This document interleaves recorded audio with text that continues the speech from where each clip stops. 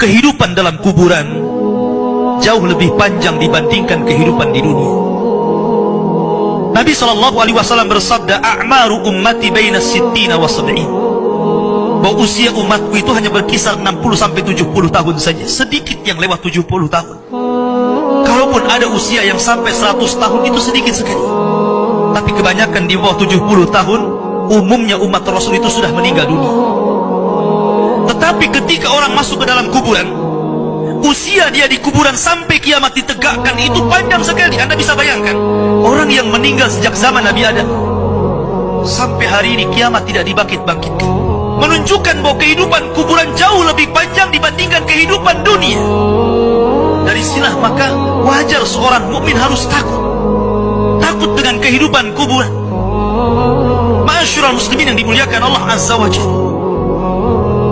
Tetapi para ulama mengatakan, apakah orang yang mendapatkan adab kubur itu munqati atau mustamir, terus menerus ataukah terputus? Kata para ulama, adab kubur itu hanya terputus dengan tiupan sangkakala Israfil. Ketika itulah Nabi SAW menceritakan bahwa Allah Subhanahu wa Ta'ala memerintahkan kepada Israfil untuk meniup sangkakala yang pertama. Disinilah adab kubur terputus.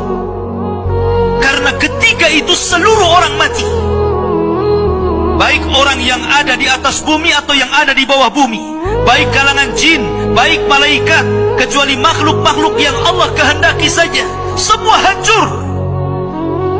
Dan Abu Hurairah radhiyallahu anhu menceritakan kehancuran bumi setelah tiupan sangkakala itu adalah 40. Bisa 40 hari, bisa 40 bulan, bisa 40 tahun.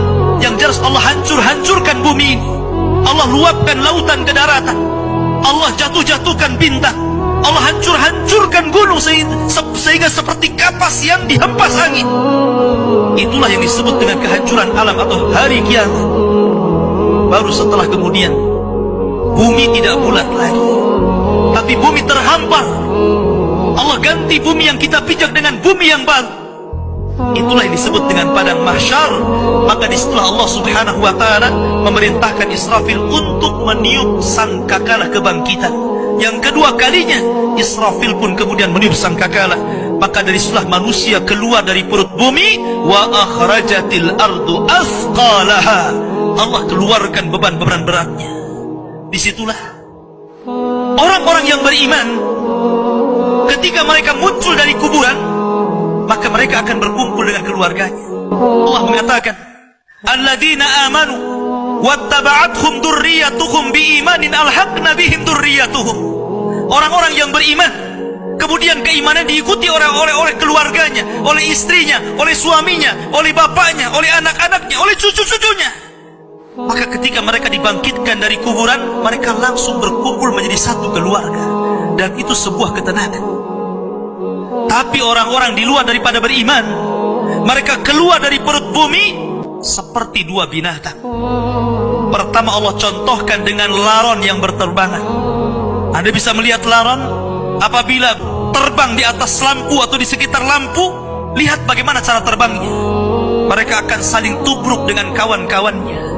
Karena pada hari itu anak lari dari orang tuanya, suami lari dari istrinya, orang tua lari dari anaknya. Terkadang mereka bertubruk satu dengan yang lainnya. Yang kedua seperti belalang kal jaradil muntashir. Pertama seperti laron dulu, lari sana lari sini, yang dari barat ke timur, yang dari timur ke barat, yang dari selatan ke utara, yang dari utara ke selatan. Mereka kacau sehingga mereka mengatakan, ya wailana man ba'atsana min marqadina. Celaka, siapa yang membangunkan aku dari tidurku? Tapi orang-orang yang beriman hanya mengatakan, hadza ma wa'adar rahman wa sadaqal mursalin. Inilah janji Allah kepada kalian dan benarlah ucapan para rasul. Baru setelah itu dari padang mahsyar berteriak seorang yang Allah suruh untuk berteriak. Mulailah kemudian mereka teratur. Maka mereka akan berjalan ke satu titik. Disitulah yang disebut dengan padang mahsyar. Mereka akan tinggal selama 50 tahun telanjang, kembali tidak dikhitan, tidak pakai sandal, matahari dekatkan 1 mil, keringat bercucuran, tidak ada makan, tidak ada minum, Mereka berdiri 50 tahun. Sehingga akhirnya orang-orang saleh mereka berkumpul, datang kepada Adam minta syafaat. Adam memberikan udzur, tidak sanggup memberikan syafaat.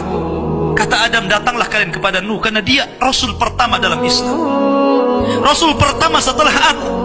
Maka mereka pun kemudian datang kepada Nuh. Nuh pun memberikan udzur, datanglah kalian kepada Ibrahim, karena dia Khalilur Rahman. Maka mereka datang kepada Ibrahim. Kata Ibrahim, aku tidak sanggup berikan syafaat, datanglah kalian kepada Musa, karena dia Kalimur Rahman. Ketika mereka datang kepada Musa, kata Musa, datanglah kepada Isa. Isa pun memberikan udzur, tidak bisa. Seandainya kalian datang kepada Muhammad sallallahu alaihi wasallam itu lebih baik.